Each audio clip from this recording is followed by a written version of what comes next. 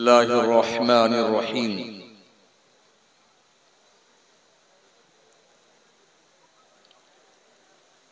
अक़ीमुस्सलात व आतुज़्ज़काह व क़ाल अल्लाहु अज़्ज़ व जल्ल अला मक़ामिन आख़र व फ़ी अम्वालिहिम हक़्क़ुम मअलूमुन लिस्साइल वल महरूम। सदक़ल्लाहुल अज़ीम।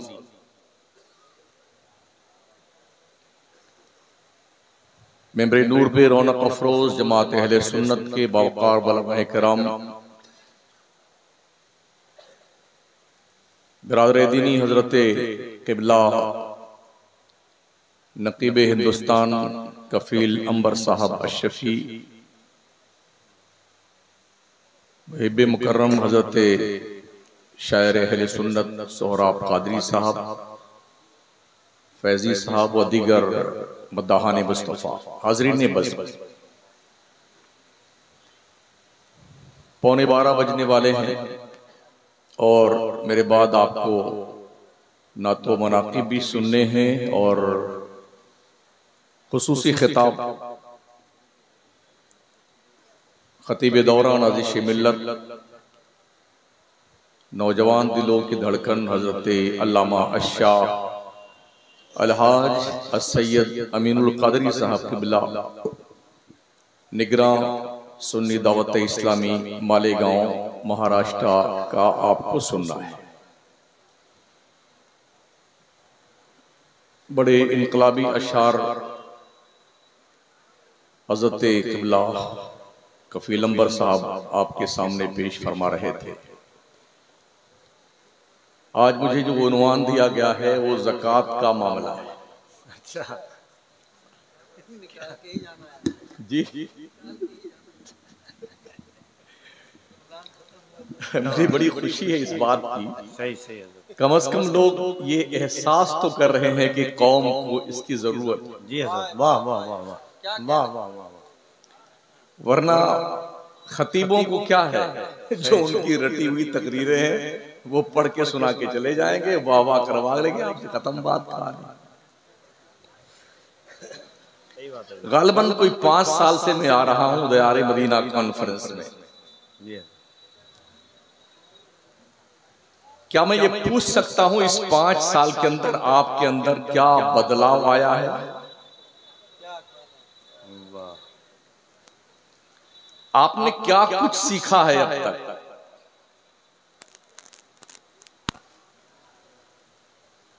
मुल्की मंजरनामे पे आज कंडीशन ये है कि हमारी सुन्नी जमात में टोलियां बनी हुई हैं। कफील अंबर अगर सैयद अमीनुल क़ादरी के जलसे में चला गया तो अब इसको यहां नहीं बुलाना है। अगर सोहराब कादरी साहब शमसुद्दीन के जलसे में चले गए तो अब इनका सोशल बाइकाट। ये काम वो बहरूपिये कर रहे हैं जिनका वजूद खतरे में नजर आ रहा है।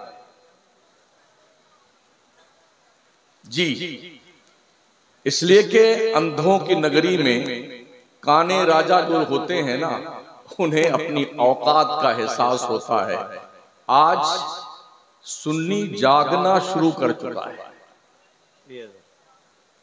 लोग चाहते हैं कि मेरी इस्लाह हो, मेरे इल्म में इजाफा हो, मैं दीन सीखूं और जानूं, क्योंकि गुज़िश्ता 50 साल में हमने सिर्फ जन्नतें खरीदी हैं और अब तक गेट तो दूर की बात, खिड़की तक नहीं पहुंचे। जो भी आया जन्नत देके गया। तो मुझे ये बताया गया कि ज़कात के हवाले से आपको कुछ गुफ्तगू करनी है, सुनेंगे इंशाअल्लाह ताला।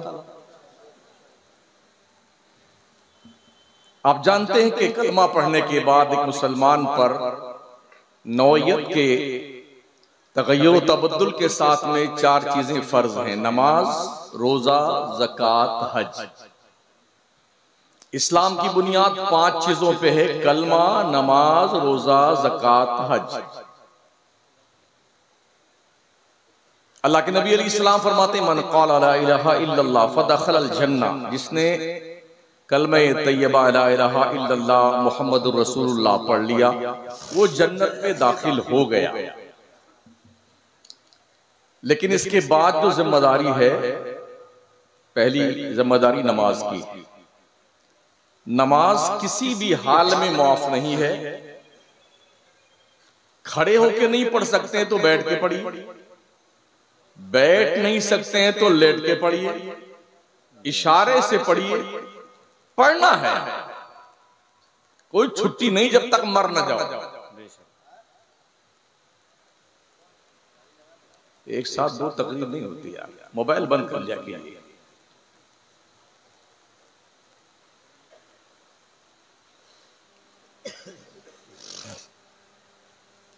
नमाज के बाद रोजा का नंबर आता है। या अय्युहल्लज़ीना आमनू कुतिबा अलैकुमुस्सियामु कमा कुतिबा अलल लज़ीना मिन क़ब्लिकुम लअल्लकुम तत्तक़ून अय्यामम मादूदात। ऐ ईमान वालों, तुम पे रमजान के रोजे फर्ज किए गए हैं जैसे तुमसे पहले नबियों की उम्मतों पे रोजे फर्ज किए गए थे। ये गिनती के चंद दिन हैं, या 29 या 30। वइन कुंतुम मरीदन औ अला सफरिन फइद्दतुम मिन अय्यामिन उखर। अगर तुम में कोई बीमार है, कोई मुसाफिर शरई है रमजान के महीने में, तो अगर वो रोजा नहीं रखता है तो उसमें कोई हर्ज नहीं है, बाद में उन रोजों की कज़ा कर ले।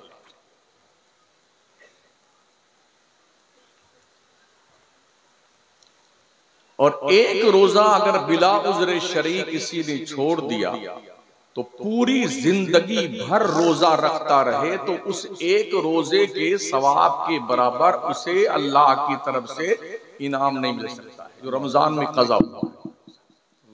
कितने ऐसे लोग हैं जो कम से कम 1.5 क्विंटल के हैं मगर मरदूद रोजा नहीं रखते।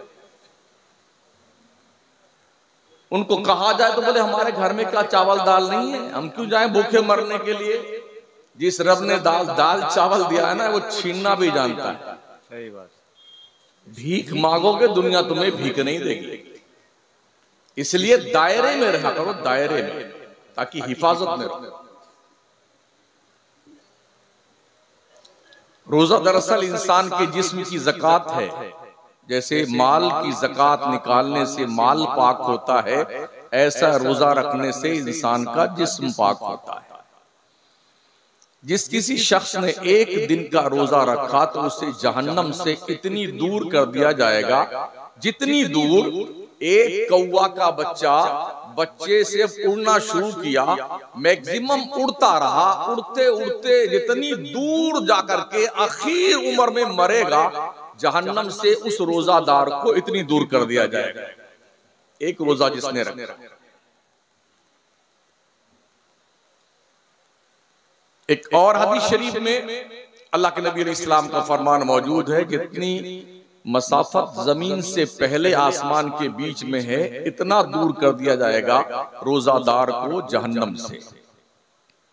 तो ये रोजा भी हम पर फर्ज किया गया है, लेकिन इसमें कंडीशन ये है कि अगर आप बीमार हैं, कोई औरत बच्चा को दूध पिलाती है और उसे यकीन है कि अगर हम बच्चे को दूध पिलाएंगे रोजा रख करके तो दूध कम हो जाएगा, या बच्चा भूखा प्यासा रहेगा, या बच्चे को तकलीफ पहुंचेगी, और हम भूखे प्यासे रोजा रखेंगे तो हमें भी तकलीफ पहुंचेगी, तो अल्लाह तबारक व तआला और उसके पैगंबर ने उस औरत को मोहलत दी है कि बच्चों को दूध पिलाओ, रोजा न रखो, लेकिन जब ये दिन गुजर जाएं तो जितने रोजे तुमने छोड़े हैं उतने रोजे की कज़ा करो।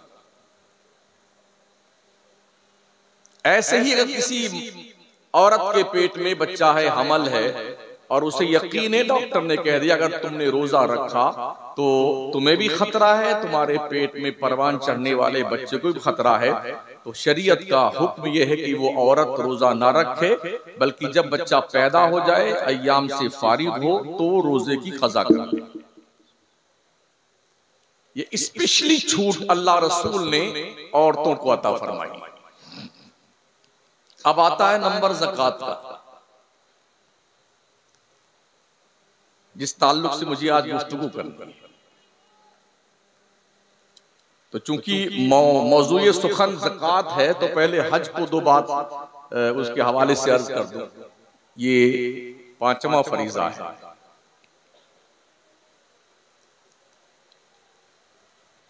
साहिबे इस्तिताअत मुसलमान पर जिंदगी में एक मर्तबा हज फर्ज है, चौथे पारे में इसका जिक्र मौजूद है।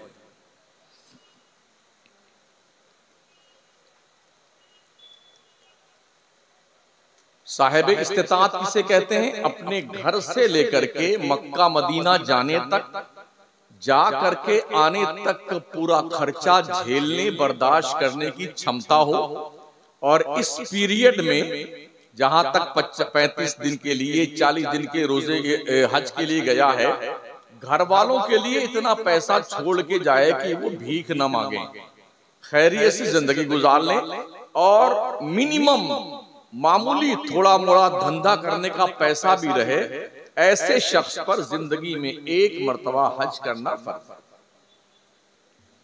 ये मसला भी सुन लीजिए, बहुत सारे कहते हैं यार अभी तो हमने बच्ची की शादी नहीं करी है, बट अब लड़के की शादी नहीं करी है, अभी हमने बिल्डिंग नहीं बनाई है। याद रखें, इस्लाम में शादी ब्याह में खर्चा के नाम पर कोई ऑप्शन मौजूद नहीं। जो हम कर रहे हैं ना, लाखों रुपए शादी में खर्च करते हैं, इस्लाम में कहीं नहीं लिखा हुआ है। बारात लेके जाओ, गाड़ी बाजा लेके जाओ, जहेज लेके आओ और दावतें उड़ाओ, खाना जाके खूब खाओ, लड़की क्या, कहीं नहीं लिखा हुआ है। ये हमारे बनाए हुए चोंचले और जंगलीपन के दस्तूर और कानून है। इसी जहालत और हिमाकत की बुनियाद पर गरीब बापों और माओं की बेटियों ने भाग करके गैरों से शादियां करना शुरू कर दी हैं, इसलिए कि कौम के लुटेरों और डाकुओं की तोद भरने के लिए उन गरीब माँ बाप के पास पैसे नहीं। अल्लाह के पैगंबर फरमाते हैं, शादियां इतना आसान कर दो कि जिना मुश्किल हो जाए, मुआशरे में कोई कंवारा ना रहे।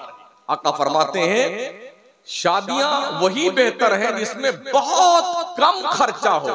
क्या मस्जिद में शादी नहीं होती? मेरे नबी ने अपनी बेटी फातिमा का निकाह मस्जिद में किया था। 4 लड़कियों की शादी की हुजूर ने, कोई बारात नहीं आई सरकार के घर पे। मेरे नबी ने 11 शादी फरमाई, कोई बारात हुजूर लेके नहीं गए। सहाबा कमोबेश 1,24,000 थे, किसी की बारात हमने हदीस में नहीं पढ़ा कि कोई बारात लेके गया, या लड़की वालों ने खाने का एहतमाम किया और बढ़िया बढ़िया मुर्गा, चिकन चिल्ली और मटन कोरमा ये सब बनाया, कहीं कुछ नहीं। ये निकाह हुआ, ये रुखसती हुई, अपने घर जाओ, अपने चंद दोस्तों की दावत कर लेना, हो गई शादी। आज जिस माँ बाप के 3-4 बच्चियां पैदा हो जाएं, तो या तो वो अपने बच्चियों के साथ जहर खा के मर जाता है गरीब बाप, या तो अपने जिस्म और बच्ची के जिस्म पे पेट्रोल छोड़ के आग लगा के मर जाता है, या कुएं और नदी में डूब के मर जाता है, क्योंकि कौम के दरिंदों का पेट भरने के लिए उस गरीब माँ बाप के पास पैसे नहीं। सुनिएगा और जबकि मेरे करीम आका सल्लल्लाहु ताला अलैहि वसल्लम की बारगाह में एक सहाबी आए, उन्होंने कहा या रसूलल्लाह मैं शादी करना चाहता हूं, मेरे पास पैसे वैसे नहीं है। कहा कुछ भी नहीं? कहा हुजूर कुछ नहीं, बस 2 लुंगी है, एक पहनता हूं और एक ओढ़ता हूं बस। मेरे नबी ने फरमाया जाओ, एक लुंगी तुम नीचे पहन लेना, सतरे औरत कर लेना, सतर पोशी, और जो ओढ़ते हो ये लुंगी का कपड़ा, ये चादर अपनी बीवी को मेहर में दे देना, निकाह तुम्हारा होगा। एक आया, उन्होंने कहा हुजूर मेरे पास कुछ नहीं है। कहा क्या कोई तुम्हें कुरान शरीफ की कुछ सूरतें याद है? कहा हाँ या रसूलल्लाह कुछ सूरतें याद हैं। मेरे नबी ने फरमाया जितनी सूरतें तुम्हें याद है उतनी सूरतें अपनी बीवी को याद करवा देना, तुम्हारा महर यही है। क्या हो गया हम कहां खड़े हुए हैं यार? साउथ इंडिया में गया तो वहां मैंने देखा चारों तरफ बोर्ड पे लिखा हुआ था, बहनों बेटियों तुम हिजाब में रहो, दुनिया औकात में रहेगी। उस रोड के किनारे से लेके जहां मैं ठहरा हुआ हूं वहां तक आप इसी रोड पे घूम कर देख लीजिए हमारी बेटियां और बहनें कितनी हिजाब में। देख लीजिए हमारे मजहबी प्रोग्राम बुजुर्गों के उर्स, जलसे जुलूस, इसमें भी बेहयाई का बाज़ाब्ता तौर पर एक उन्सुर पाया जाता है और जिसे देखने के बाद हर गैरतमंद इंसान की निगाह शर्म से झुक जाती है। तो शादियों को हुजूर ने आसान बनाने का हुक्म दिया, हमने मुश्किल बना दिया। नमाज, रोजा, हज, चौथा नंबर ज़कात। अल्लाह फरमाता वाक़िमुस्सलाह व आतुज़ ज़कात, नमाज कायम करो और ज़कात अदा करो।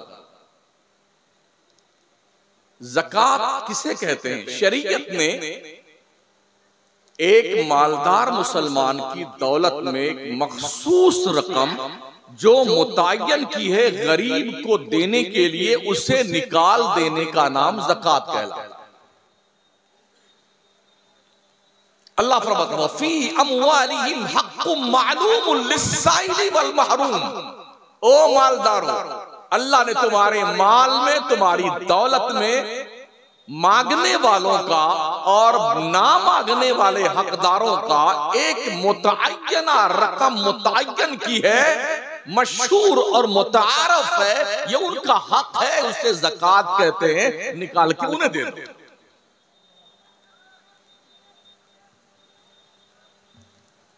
ज़कात एक ऐसा कॉन्सेप्ट है, अगर मुसलमान दुनिया के नक्शे पे बसने वाला,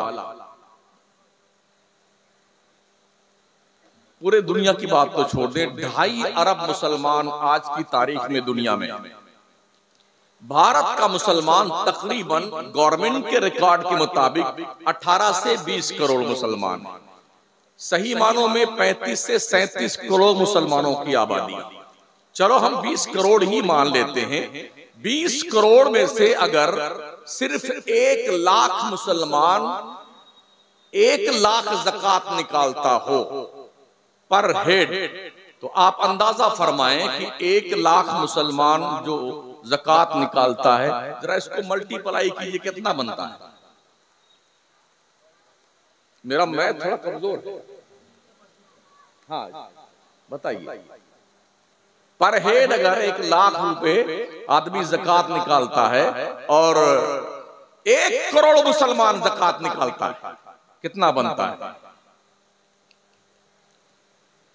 अब तक तो मैं ही मोबाइल में जोड़ लेता यार।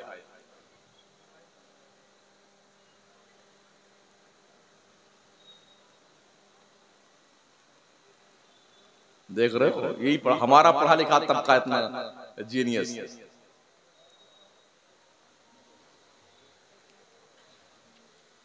तकरीरें समझाने के लिए होती हैं, मैं पूरे मुल्क में सिर्फ तकरीर समझा रहा हूं, वरना जमाना भी मुझे आता है, चिल्लाना भी मुझे आता है, मैं उठा के फेंकना भी मुझे आता है, लेकिन ये सब कोई मतलब नहीं इसका।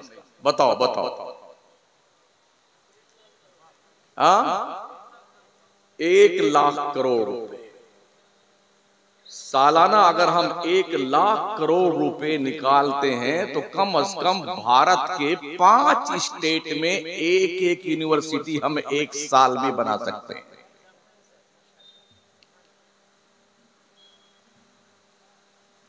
समझ रहे हैं कितना है?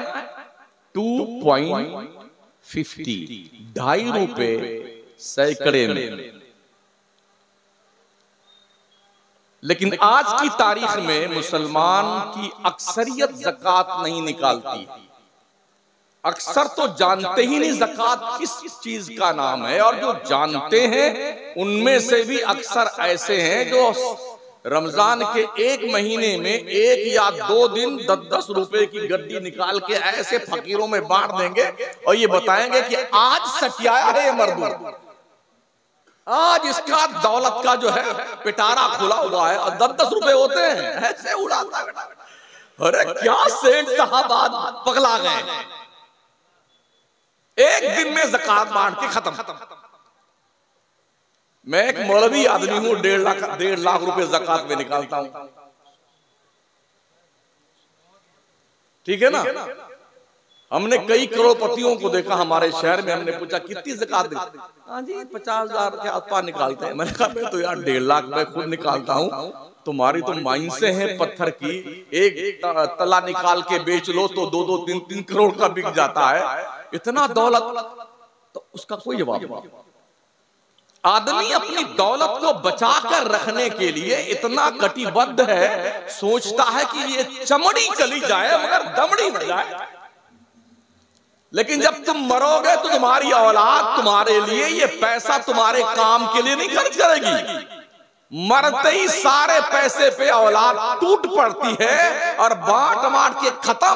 अब्बा गए कब्र में, तुम जानो तुम्हारी कब्र जाने, हमें कोई मतलब नहीं।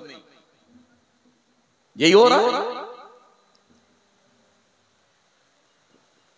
अल्लाह के नबी अलैहिस्सलाम फरमाते हैं ज़कात देकर अपने माल को महफूज किले में बंद कर लो।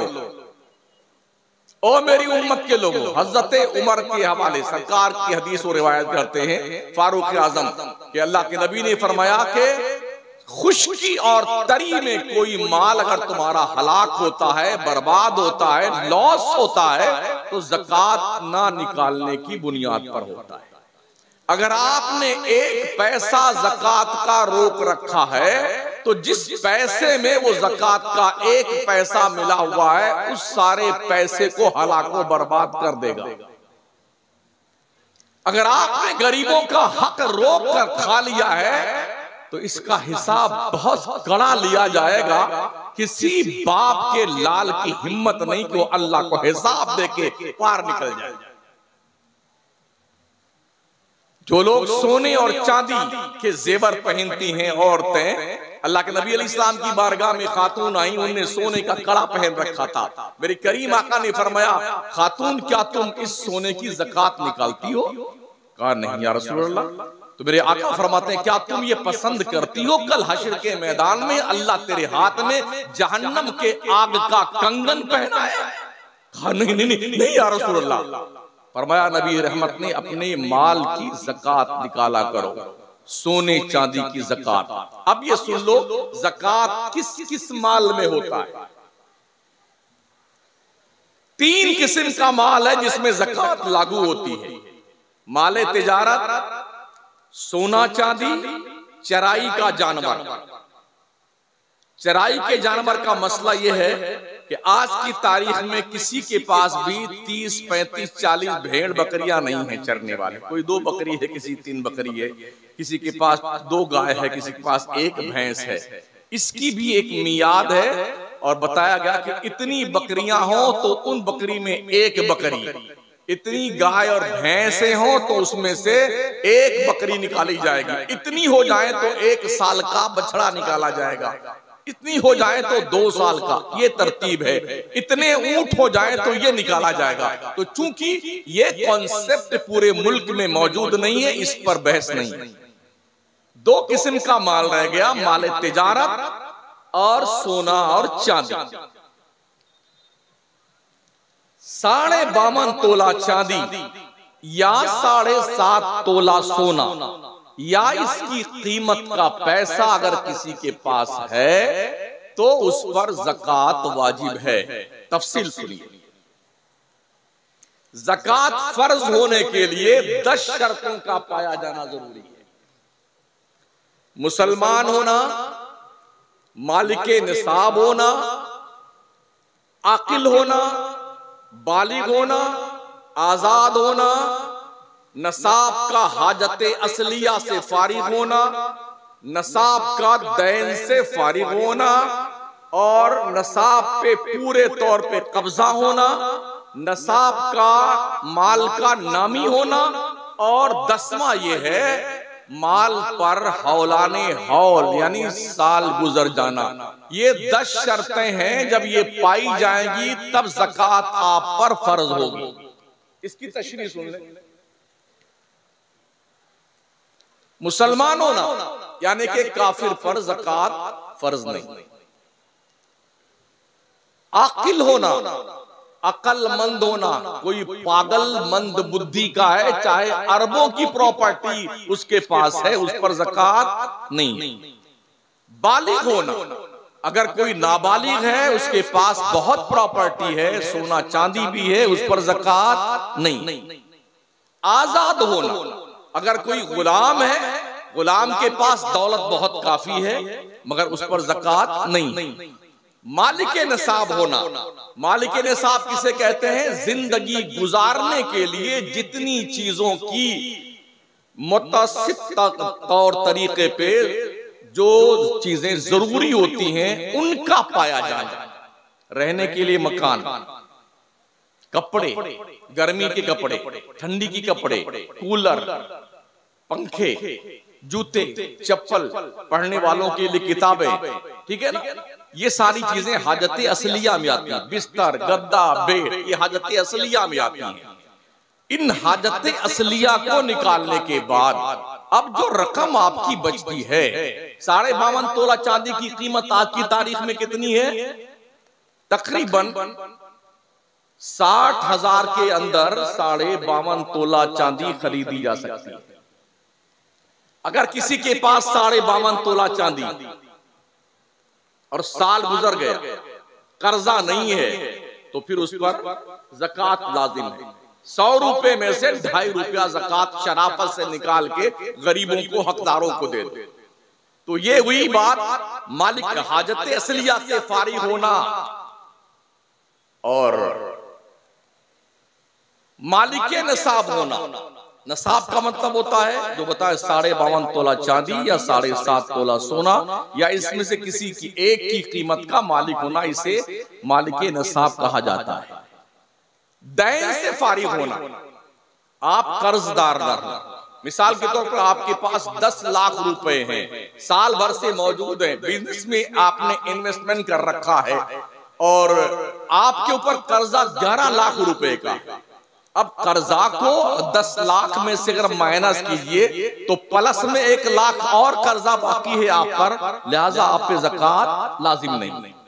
अगर आपके पास 10 लाख रुपए हैं, आपके पास कर्जा 5 लाख रुपए का है, 10 में से 5 माइनस कर दीजिए तो 5 बचता है। साल पूरा होने पे उस 5 लाख के अंदर ज़कात देना आप पर लाजिम और जरूरी। नसाब पर पूरे तौर पे काबिज होना, ऐसा नहीं कि पैसा मैं मालिक निसाब तो हूं मगर वो हमारे कब्जे में नहीं, किसी और के कब्जे में। अगर किसी और के कब्जे में है तो ज़कात आप पर फर्ज नहीं है। माल का नामी होना, बढ़ते रहना, ऐसा माल जो बढ़ने वाला हो उसे माल का नामी होना कहते हैं। ऐसे माल में ज़कात। आज कितनी तारीख है? जो 23 तारीख। मान लीजिए आज के 1 साल पहले ठीक 23 तारीख को हमने ज़कात निकाली थी। आज फिर 23 तारीख हो गई है, अब तक हमारे पास माल आया गया जो कुछ भी रहा है, आज की तारीख में हमारे पास 2 लाख, 5 लाख या 60,000 रुपए मौजूद हैं, हम कर्जा नहीं है, तो हम पर साल पूरा हो गया है, हमारे लिए लाजिम है कि हम ज़कात अपने पैसे के निकालें। इसे कहते हैं साल गुजर जाना, माल पर हौलाने हौल होना। ये 10 शर्तें हैं, इनमें से कोई एक ना पाई जाए तो मुसलमान पर ज़कात फर्ज नहीं। इतना समझ गया?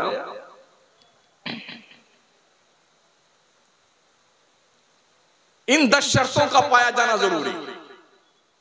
अगर किसी के पास 52.5 तोला चांदी नहीं है, 10 तोला चांदी, किसी के पास 7.5 तोला सोना नहीं है, 2 तोला सोना है, तो 2 तोला सोना और 10 तोला चांदी की कीमत का आकलन किया जाएगा। आज साल पूरा हो रहा है तो 2 तोला सोना, 10 तोला चांदी की कीमत बाजार भाव के हिसाब से रेट निकाल करके अगर 52.5 तोला चांदी खरीदी जाने के बराबर इसको बेचने पर रकम मिल जाती है तो आप मालिक निसाब हैं, आप पर ज़कात फर्ज है। समझ रहे?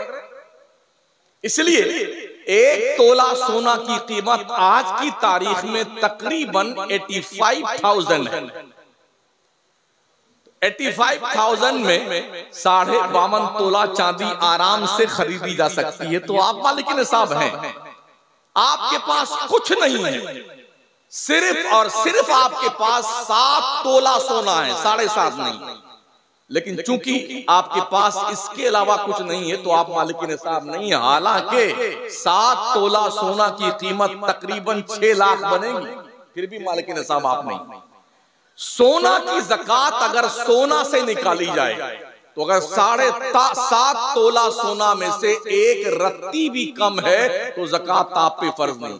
लेकिन चूंकि सोने का जेवर बना हुआ होता है, झुमकी है, नेकलेस है, गले का हार है, माथे का टीका है, चूड़ियां हैं, कोई सोना काट कर ज़कात नहीं निकालता है।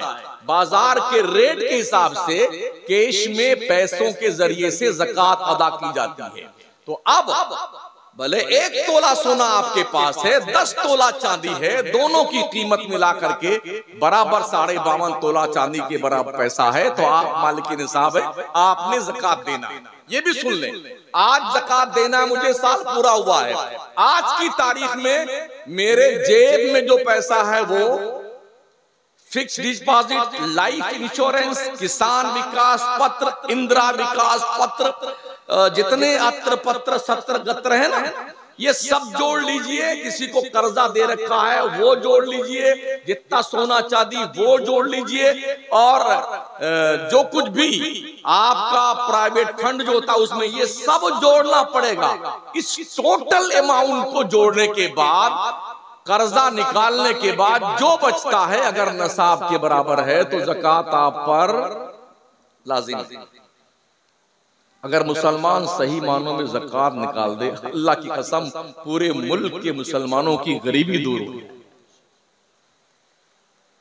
मगर इतने बहाने बेटे करते हैं ज़कात के मौके पे, जो मौलाना बेचारे चंदा करने जाते हैं उनसे पूछिए ना, एक सफीर को 100 रुपया देने के लिए सेठवा मरदूद 5 मरतबा दौड़ाता है। 5 मरतबा जाने में 200 रुपया उसका किराए में चला गया और नालायक 100 रुपया ज़कात देता है।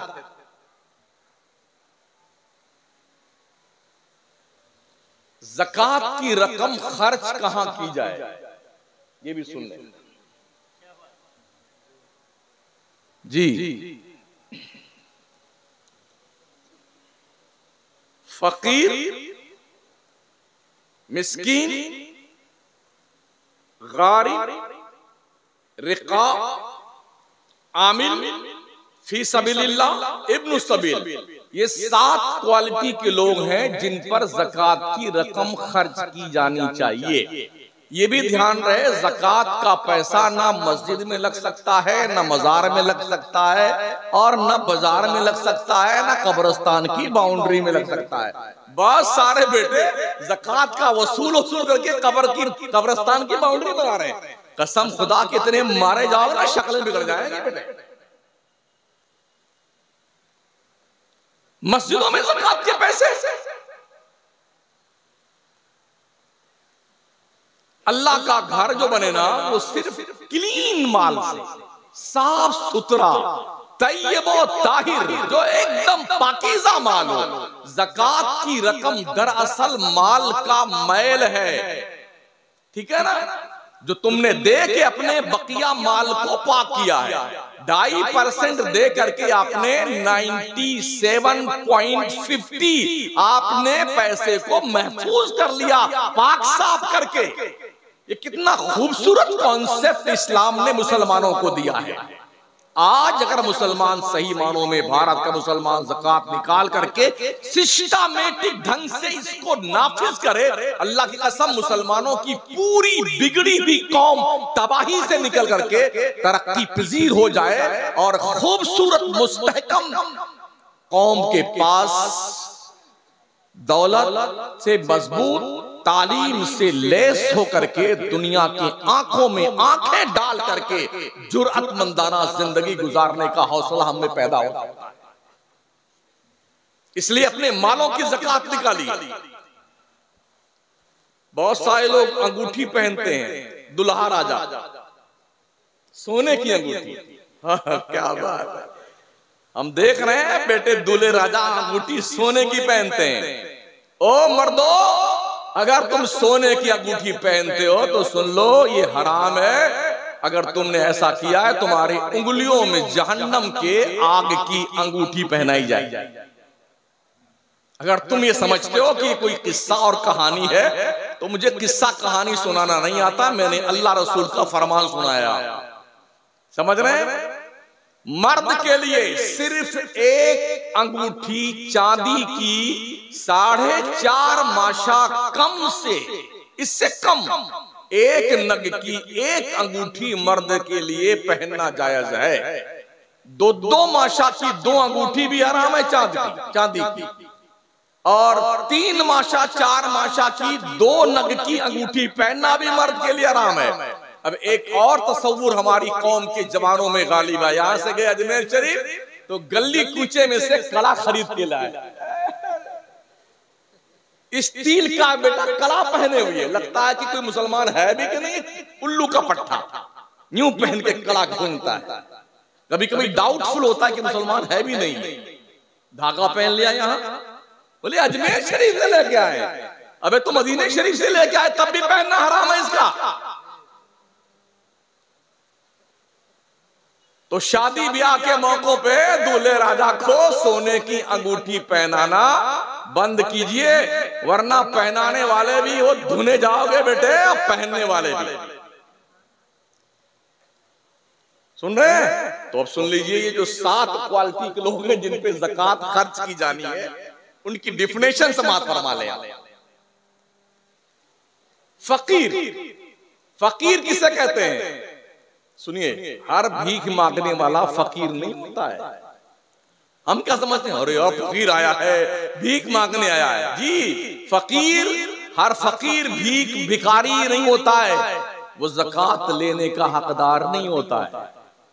आज की तारीख में 60% बिरादराने वतन कुर्ता पजामा पहन के, दाढ़ी बढ़ाकर, टोपी लगाकर, अजमेर की चादर ओढ़ करके अल्लाह अल्लाह करते ज़कात वसूलते दिखाई पड़ रहे हैं गलियों में।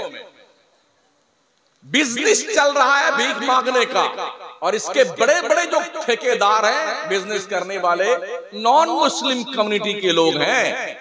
100-150 भिखारियों को साइकिल दे दिया है, ऐसे टांग तोड़ करके बिठा दिया है कि मांगते रहो बेटे, ऐसे हाथ लूला बना दिया, मांगते रहो। मुसलमान जैसे किसी को देखे हाथ उठाओ और जल्दी की नमाज कज़ा ना हो जाए, फट से देता उठा। एक फकीर के गले में बहुत सारे शायर लटके रहते हैं, अब मांगते नहीं वो। हमारे सोहरा भाई मालूम नाथ पढ़ रहे हैं और दूसरे शोरा नाथ, उन्होंने गले में टैब रिकॉर्ड लटका रखा है, उसी में सोहराब कादरी लटके हुए हैं, वो अपनी नात पढ़ रहे हैं। उसे क्या पता मरदूद को कि किसने नात पढ़ी और किसके लिए पढ़ी है, वो लटका है गले में ताकि लोगों को पता चल जाए भिखारी आया हुआ है, इसको देना चाहिए। किसी गले में शमसुद्दीन कादरी भी लटके हुए हैं खिताब फरमाते हुए, हाँ, ताकि कौम। अब पहले तो बोलते थे एक आदमी की एक आंख रहती है, एक बंद रहती है, पीछे 2-3 होते हैं ना, वो उसके कंधे पे आता है। तो जो आगे रहता है कि आंख खुली, एक फूटी है एक चल रही है, वो सबको लेके चलता है। अल्लाह देगा देगा दिलाएगा, अल्लाह देगा।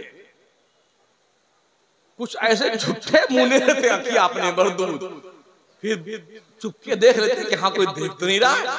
इस तरह से जब हम मुंबई मांगते हैं, हमने पूछा यार तुम बिजनेस क्यों नहीं करते हो, तुम्हारे हाथ पैर सलामत हैं।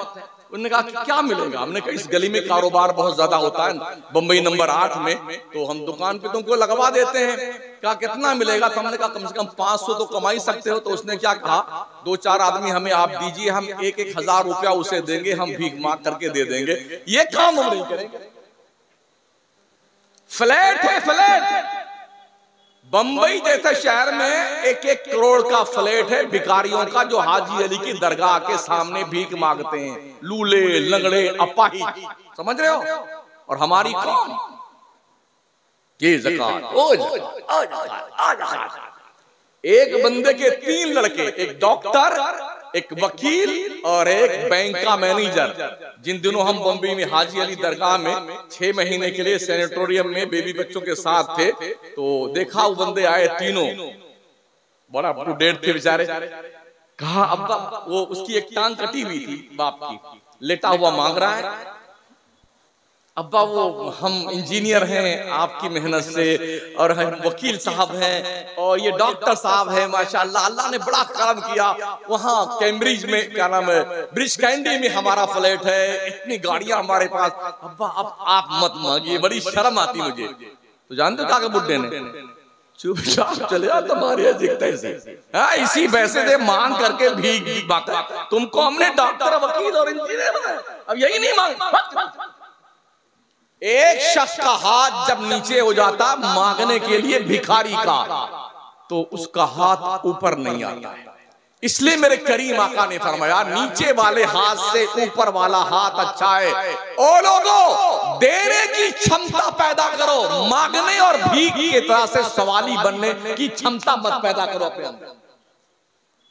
दूर रहो इन बलाओं से। तो मैं अर्ज कर रहा था, हर फकीर, हर भिखारी फकीर नहीं होता।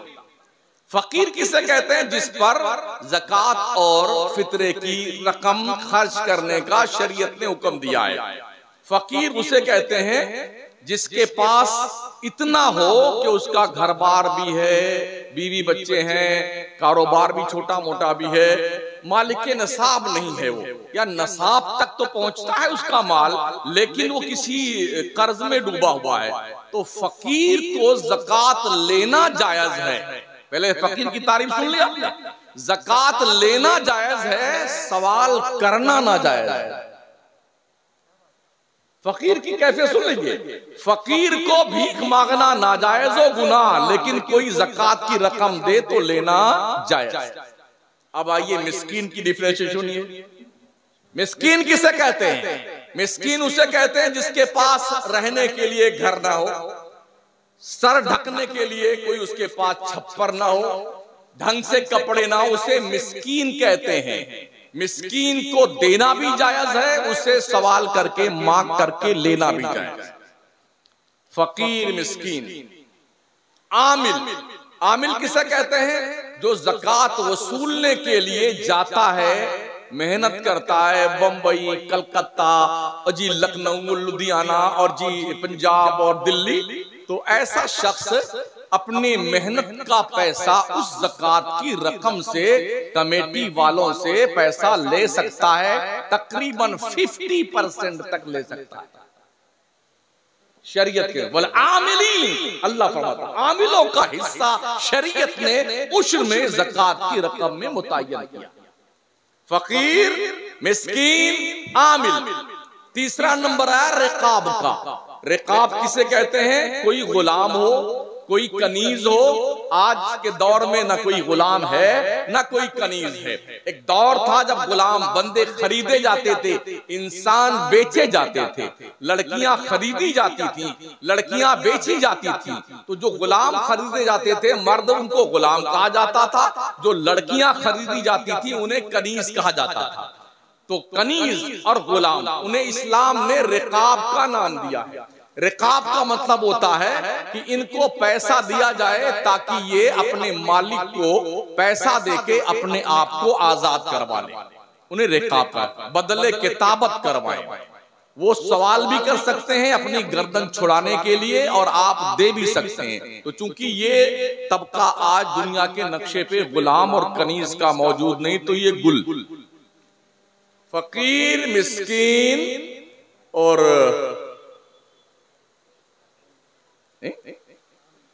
आमिल और रिकाब, और पांचवा नंबर था गारिम का। गारिम का मतलब होता है कर्जदार। कोई शख्स अगर इतना कर्जे में डूबा हुआ है कि बस जिंदगी मुश्किल हो गई है, कर्जा उससे अदा हो नहीं रहा है, तो शरीयत का हुक्म यह है कि उसे पैसा दिया जाए ज़कात फितरे का। वो मांग भी सकता है ताकि कर्जा अदा कर दे और अपनी गर्दन छुड़ाए। इसे कहते हैं गारिम। फकीर, मिस्कीन, आमिल, रिकाब, गारिम। फी सबीलिल्लाह छठवां नंबर आता जिस पर ज़कात फितरे की रकम खर्च की जाए। फी सबीलिल्लाह। फी सबीलिल्लाह का मतलब होता है कि कोई अल्लाह के रास्ते में निकला हुआ है, मैदान जंग में जा रहा है, तो उसको आप ज़कात दे सकते हैं। कोई हज करने जा रहा है, गरीब आदमी है, सवाल करना जायज तो नहीं उसे, लेकिन आप जानते हैं गरीब है तो आप उसे ज़कात की रकम दे सकते हैं। ऐसे ही वो बच्चे जो मदरसे में पढ़ते हैं, मुसलमानों के वो बच्चे जो स्कूल और कॉलेज में पढ़ते हैं, गरीब हैं, उनके पास पैसे नहीं हैं, तो वो पैसे उन बच्चों पे भी खर्च किए जाएं जिन्हें फी सबीलिल्लाह कहा जाता है। अल्लाह के रास्ते में उन्होंने अपने आप को फारिगुल बाल कर रखा है। तो ये छठी किस्म के लोग हुए जिन पे ज़कात की रकम खर्च की जानी चाहिए। सातवीं किस्म के लोग इब्न सबील में आते हैं। फर्ज कीजिए कोई शख्स आपके इधर से गुजर रहा था, उसकी जेब कट गई, अब रहने वाला लखनऊ का है, उसके लखनऊ में 10 बिल्डिंग है, बहुत बड़ा कारोबार है, मगर अब फकीर हो गया वो, पूरी उसके पास जो पैसा वैसा था किसने लूट लिया, अटैची लेके कोई भाग गया।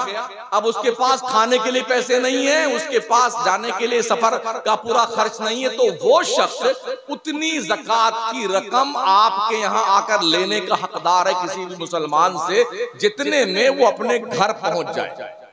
ये 7 किस्म के लोग हुए जिन पे ज़कात की रकम खर्च की जा सकती है। आप में से कितने ऐसे लोग हैं जो इसके बारे में जानते हैं? ये तो पता है कि उधर एक मजार है, मलीदा, जलेबी, बुनिया, बर्फी लेके वहां फातिहा करने जाना, ये कौन पता करेगा भाई साहब? ये दीन है, दीन, ये शहादत गए उल्फत में कदम रखना है। लोग आसान समझते हैं मुसलमान होना। आपको अपने मजहब का पता नहीं है, आपको अपने दीन का पता नहीं है। बरसों से दयारे मदीना कॉन्फ्रेंस हो रही है, आपने आज तक सीखा क्या है? ओ मुरादपुर के लोगों, मुझे जवाब दो इसका। क्या सीखा आज तक आपने? ये लाखों रुपए जो आप अपनी कौम के जरिए से चंदा करके इस जलसे पे खर्च करते हैं, इसका रिफंड क्या मिला आज तक आपको? मुझे जवाब चाहिए।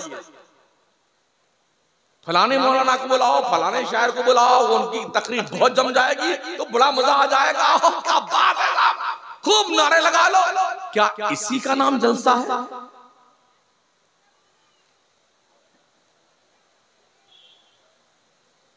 साहबा जब हुजूर की बारगाह में बैठते थे ना दीन सीखने के लिए, उठाइए अहादीस की किताब, सर झुका के ऐसे बैठते, हिलते नहीं थे। यूं लगता था शायद उनके सर पे चिड़िया बैठी हुई है, सर हिलाएंगे तो चिड़िया उड़ जाएगी।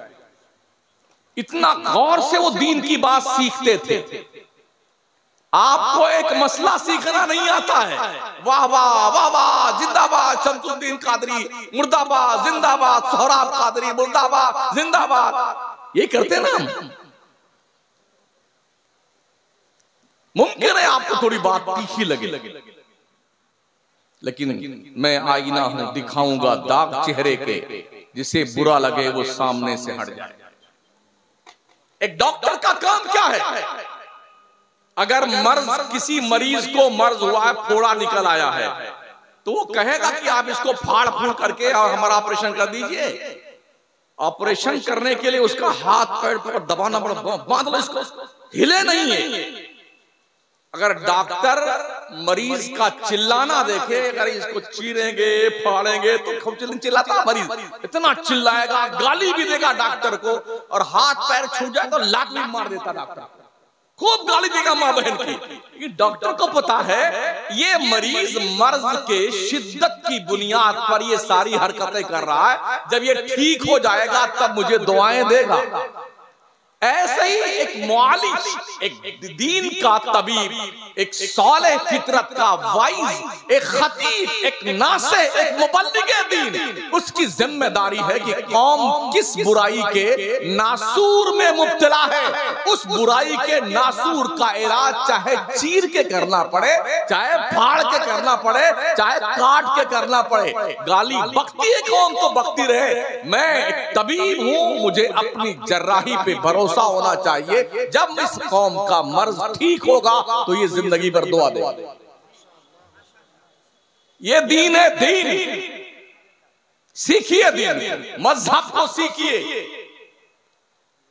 दीन खाने पीने के लिए तशरीफ नहीं लाया है। अल्लाह रोजी तो देता है यार, कीड़े मकोड़ों को देता है, चींटियों को देता है, कुत्ते बिल्ली को देता है। हम तो 6 फीट के हैं, हम अल्लाह हमको रोजी नहीं देगा क्या?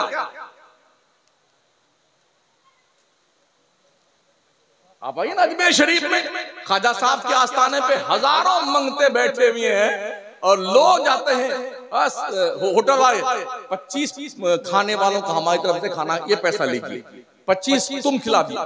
कमाल ये है उनके पेट भी इतने तंदूर हैं कुछ वक्तों के, अभी खा के फारिग हुए फिर भूखे हो गए। हमारी लैंग्वेज में क्या कहते हैं, हाथ सूखा फकीर भूखा। इधर खा के फारिग हुआ, हाथ पूछा खाएंगे, हाँ अभी खाएंगे फिर खाएंगे। इस तरह दिन भर खाते रहते हैं। यही सिचुएशन मैंने रमजान के महीने में मुसलमानों को देखी है, पूरी रात खाता है मुसलमान, पूरी रात।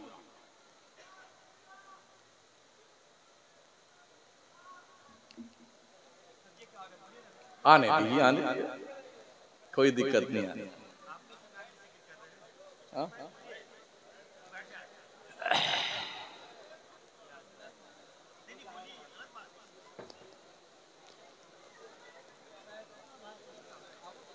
बहुत दिन लगेगा ये समझने में कि हम क्या कर रहे हैं।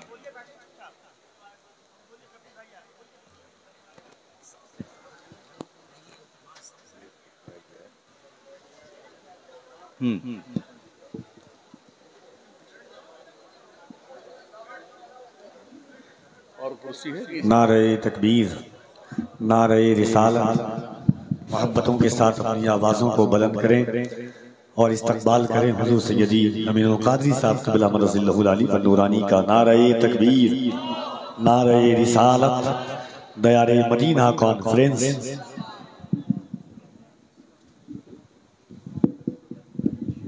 इधर आ जाता हूँ, ये कपिल भाई का है, मेरा नहीं।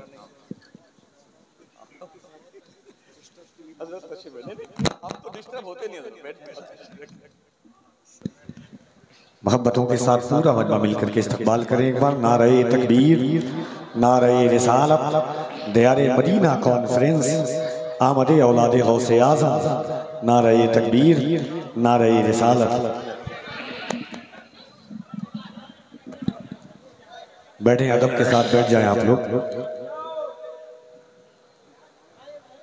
बैठ जाइए आप लोग, बैठ जाइए भैया, बैठिए बैठिए।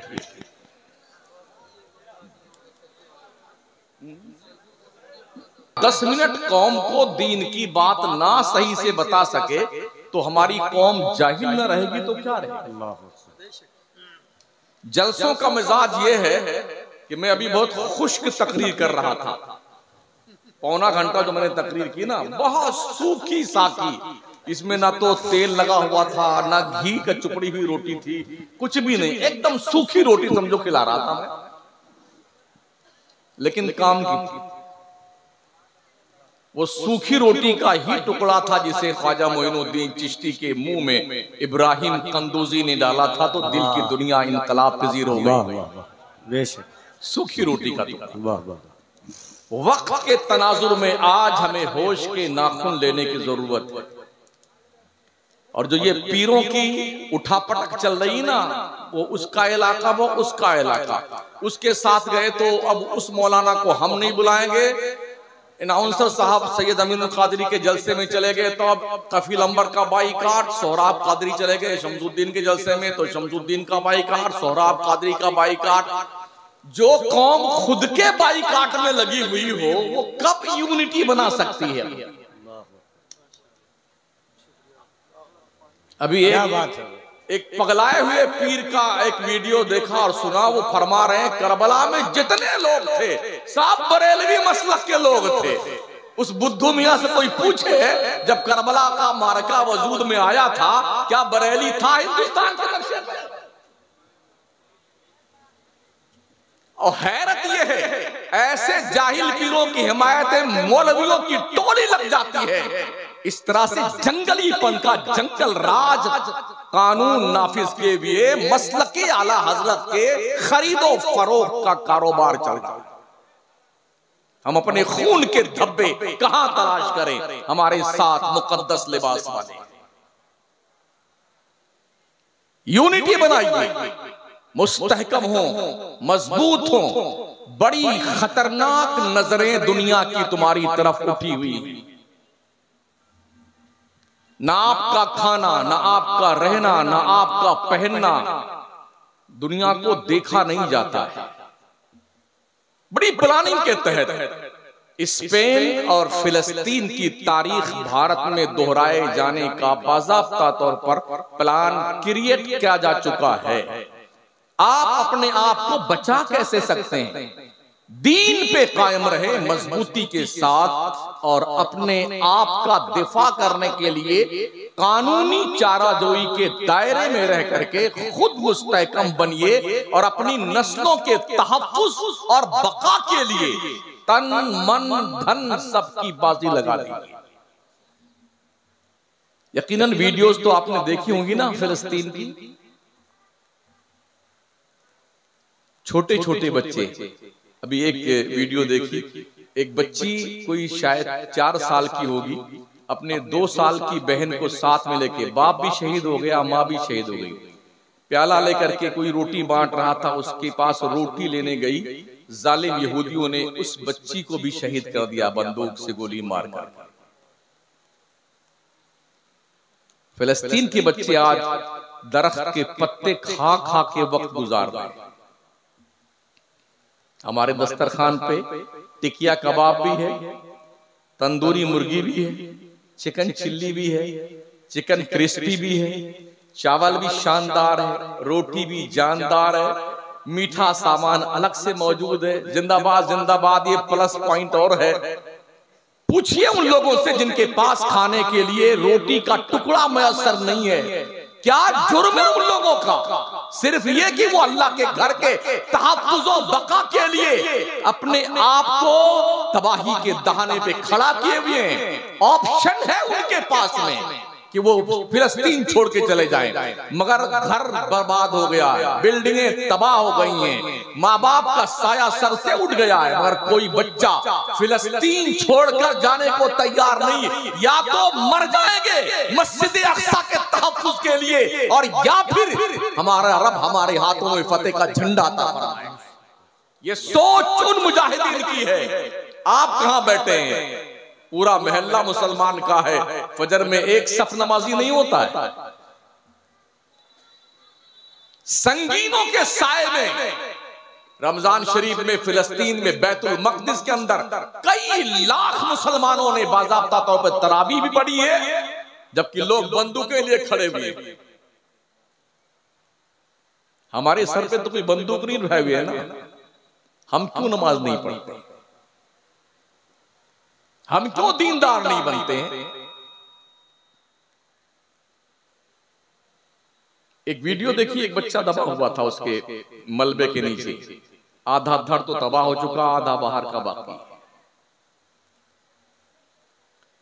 मगर लब्बैक या अक्सा, लब्बैक या अक्सा, उस वक्त भी जब पूरा वजूद मुज़महिल है और जख्मों से चूर है, ये दीवानों की सदा होती है। क्या बात? दुनिया में इनकलाब दीवानों ने पैदा किया, फरजानों ने नहीं। दीवान गाने इश्क़े मोहम्मद को देखकर घबरा गई है गर्दिशे दौरा, कभी कभी गर्दन में हार डाले हैं माहौल नजूम ने, गुजरा है उन हदों से मुसलमान कभी कभी। तुम्हारी तारीख तो पढ़ो, बदर के मैदान में तुम उतरे थे, 313 थे, 1000 का लश्कर जर्रार था, असलहे से लेस। गुलामाने मुस्तफा के पास ढंग की तलवारें नहीं थी, नेज़े नहीं थी, ढालें नहीं थी, घोड़े नहीं थे, मगर अपने आप को अल्लाह की राह में कुर्बान करने के लिए मैदान में उतर आए थे। सिर्फ दुआओं से काम नहीं चलता है, बिलाशुबहा दुआएं, अब दुआ मुख्खुल इबादत, दुआएं इबादत का भेजा और मग़ज़ हैं, लेकिन दुआएं मंजिले कारजार में उतर के मांगी जाती है। क्या हमारे नबी से ज्यादा किसी की दुआ मकबूल हो सकती थी?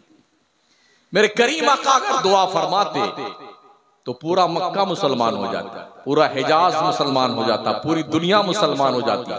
लेकिन जरूरत पड़ने पे जब इस्लाम का पैगंबर आमिना का लाल अब्दुल्ला का जिगर पारा 313 सहाबा को लेके बद्र में उतरा, तो वहां दुआ मांग रहे थे नबी, ऐ रब तूने जिस मदद का वादा फरमाया था, मोहम्मद तेरे दहलीज पर सजदे शुक्र पेश करता हुआ उस वादे को पूरा करने का मुल्तजी है, रब अपनी तरफ से मदद को नाजिल फरमा। तो अल्लाह ने 5000 फरिश्तों की जमात जिब्रील की कमांडरी में भेजा था, जो जबले मलाइका पे उतरे थे।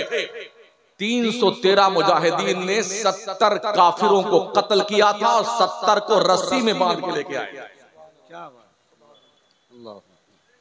जज्बे सरशारी क्या था, नबी का हुक्म हो तो कूद जाएं हम समंदर में, जहां को महव कर दें नारे अल्लाहु अकबर में। कुरैश मक्का तो क्या चीज है, देवों से लड़ जाएं, सेनानो नेजा बनकर सीने बातिल में गड़ जाएं। ये कैफियत थी उन दीवानों की। मौला अली करम अल्लाह ताला हुजूर करीम फरमाते हैं, या रसूलुल्लाह अलैका सलात व तस्लीम, कई बार ऐसा हुआ जब मैं किसी काफिर को मारने के लिए तलवार उठाया तो मेरी तलवार उसके गर्दन तक पहुंचने नहीं पाई, उसकी गर्दन कट के मुंडी नीचे पड़ी होती थी।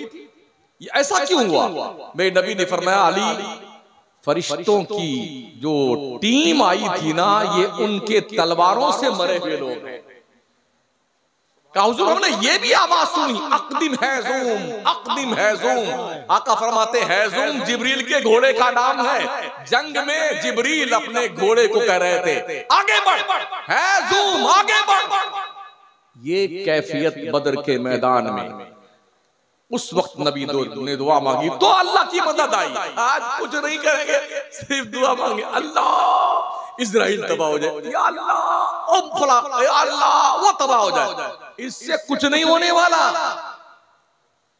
अपने आप को ढंग का सच्चा मुसलमान बनाइए, हुदूद शरीयत की पासदारी करते हुए मैदान अमल में उतरिए, फिर उसके बाद अल्लाह की मदद के मुंतजिर रहिए, अल्लाह की मदद जरूर आएगी।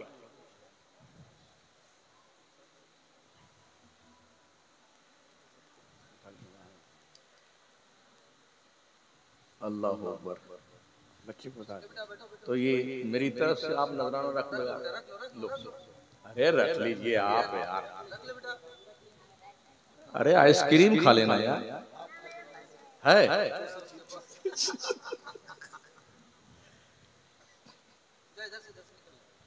मुझे बड़ी खुशी हुई कि हमारे जो आपके यहाँ इमाम साहब हैं बड़ी मेहनत कर रहे हैं, इनका साथ दीजिए,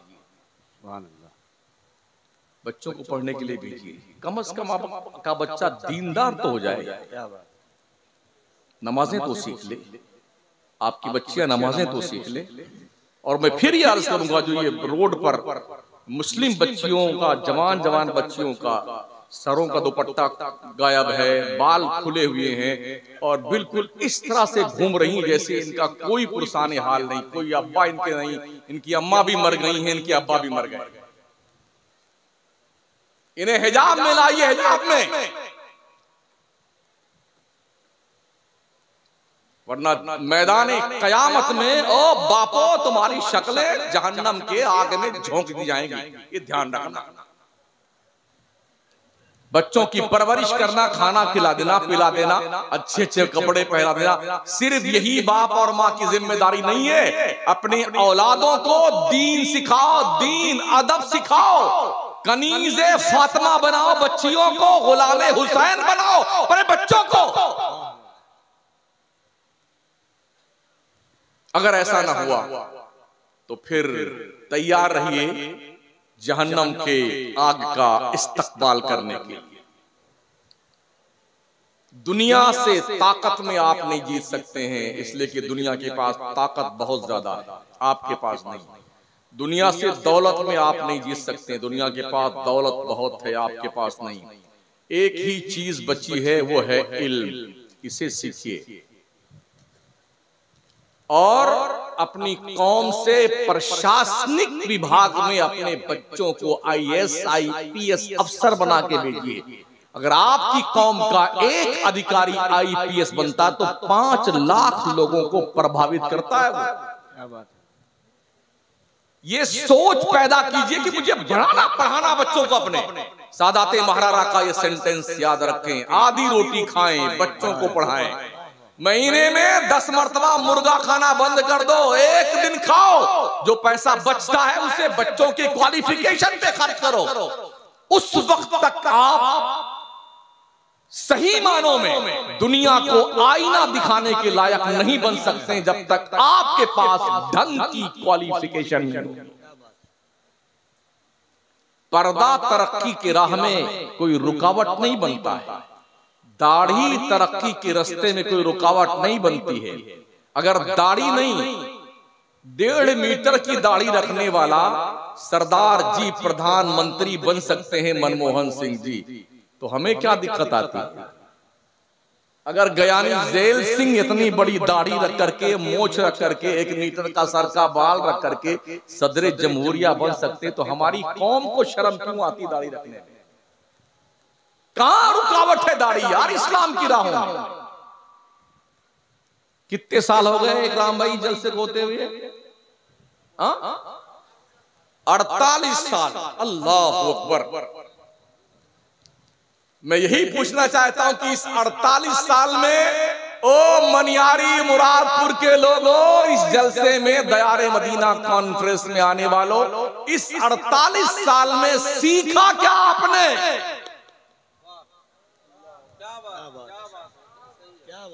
अगर पर ईयर 1 लाख रुपया खर्च माना जाए तो 48 लाख रुपए आपने खर्च किए, क्या सीखा आपने? मुहासबा कीजिए। और जो कौम मुहासबा खुद का करना भूल जाती है, दुनिया उसका मुहासबा करना शुरू कर देती है। समझ रहे हैं? मैं समझता हूं कि हमसे ज्यादा सोशल मीडिया को आप देखते होंगे, क्योंकि मुझे ज्यादा मोबाइल चलाना भी नहीं आता है। कि जो चलाते हैं वो हरदम पगलाए रहते हैं, उसी में घुसे रहते हैं। अगर वक्त मिल जाए तो मोबाइल में खुद ही घुस जाएंगे। तो आपको पता तो होगा दुनिया में क्या हो रहा है, लोग क्या कुछ कर रहे हैं, क्या कुछ कह रहे हैं, क्या कुछ करना चाहते हैं, ये सब ओपन हो चुका है। अब भी अगर उस खरगोश शुतुरमुर्ग की तरह अपना मुंडी झुका करके रेत में, ये तूफान से हम बच जाएंगे, हम बच जाएंगे, बच जाएंगे, वो क्या अगला नंबर आपका है? कौन सा शेर है? उसके कत्ल पे मैं भी चुप था, मेरा नंबर। हाँ, ये सुन लीजिए, आप सुना दीजिए। उसके कत्ल पे मैं भी चुप था, मेरा नंबर अब आया। मेरे कत्ल पे तुम भी चुप हो, अगला नंबर आपका है। सुन रहे हैं? इसको अपने दिल दिमाग पर नक्श कर लीजिए और मुझे इजाजत दें, इसलिए कि मुझे अब और तकरीर नहीं करनी है। तकरीर तो हजरत की होनी है। पहले कुछ नाते वगैरह सुन लीजिए। शायद आपको कुछ बातें तल्ख लगी हों, तो मैं तल्ख ही सुनाने के लिए आता हूं। मेरी जंबीले खिताबत में मीठी मीठी जो है कोई मिठाइयां नहीं है। कोई मिर्चा है, किसी में और तेज वाली मिर्ची है, किसी में मिर्ची और नमक दोनों मिला हुआ, किसी में काली मिर्च और शामिल कर दिया है। ठीक है? अस्सलाम वालेकुम।